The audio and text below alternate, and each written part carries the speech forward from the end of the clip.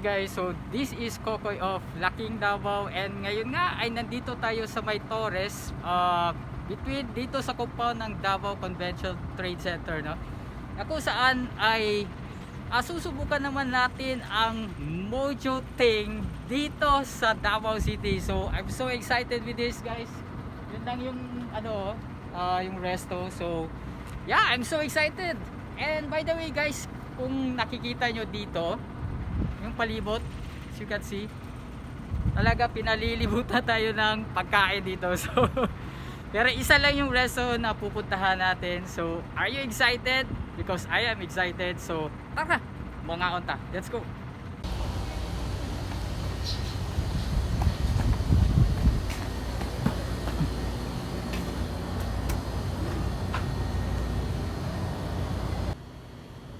Hi guys, so yes, this is Kokoy of Kain sa Mindanao, at ngayon nga ay nandito tayo ngayon sa Torres, na kung saan ito ay binansagan bilang the food mecca of Davao City. At nandito nga tayo specifically at the dojo and the kitchen, and I'm so excited kung ano yung pagkain na isa-serve nila for today.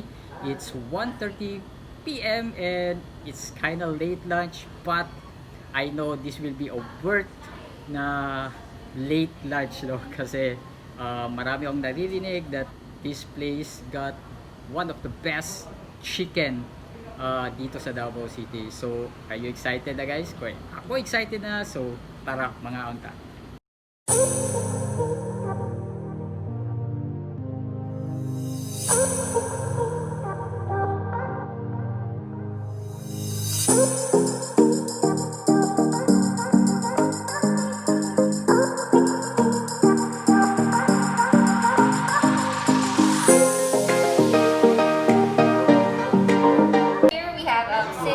Different sauces. We have spicy chili, teriyaki, garlic butter, barbecue, sweet and spicy, and then soy garlic. Wow. Chicken wings. Thai part din siya na the bone. Okay. So bali ito yung boneless. Then, Sa katapat or sa baba? kabinet siya na pag-design. Hello guys, so right now we are going to have a mukbang kind of episode. So yeah, let's go and let's start our eating session here at the dojo and the kitchen. Okay? So tara mga unta guys. Medyo daghan-daghan siya guys. So start natin itong boneless chicken, and siyempre uunahin natin yung medyo favorite ko na sauce, which is the teriyaki. Okay, so okay, tara, mukbang na ta guys.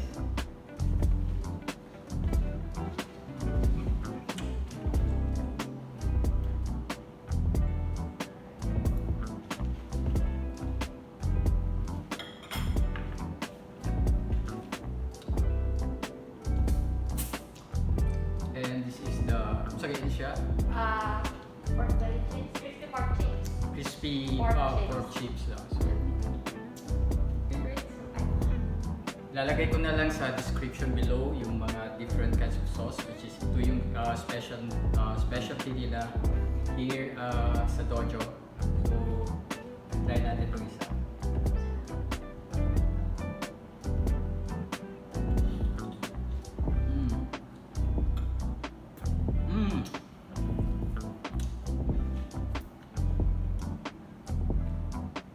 Sauce is great.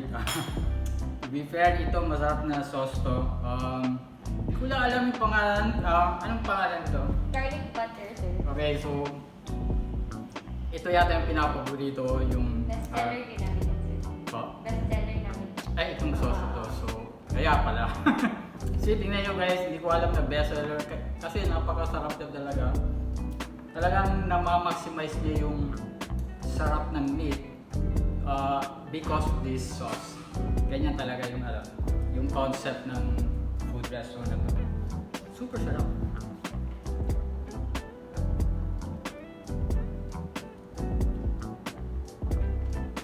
So we are going to try the barbecue. Ang maganda lang dito guys, yung bukod sa masarap yung sauce nila, it's very pure. very tasteful. Yung chicken nila, it's very crispy. At saka, kahit nasawsaw mo na siya sa sauce, no, yung meat niya ay nalalasahan pa rin. So that is a plus, no? Major plus kung kakain kayo ng chicken. Hindi puro sauce lang ang nagmo-motivate sa taste bud mo, kundi yung meat itself, no? A perfect combination, kumbaga. Yeah.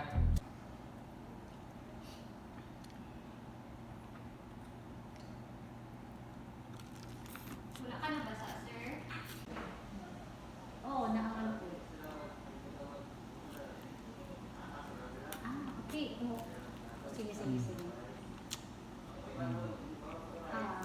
Yan, tatlo lang.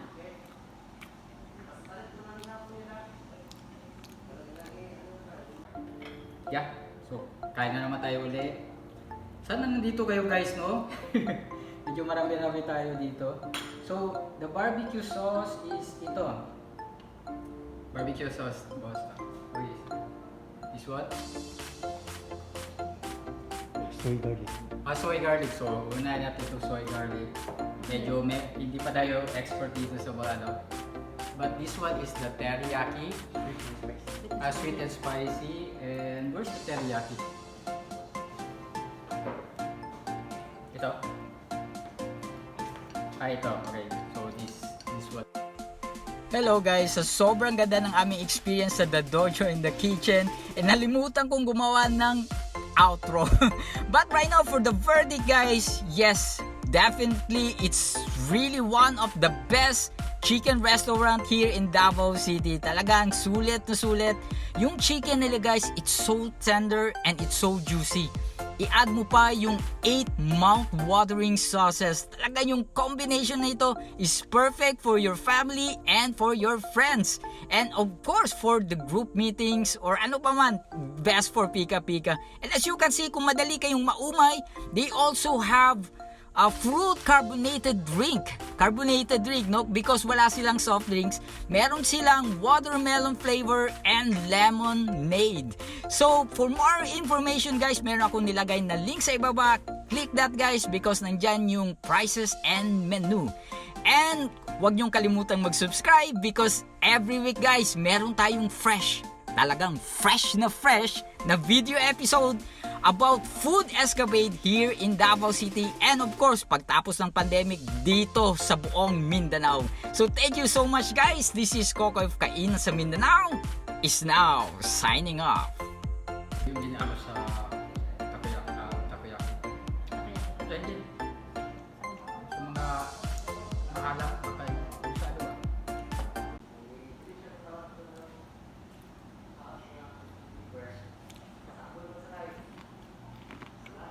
Ano po?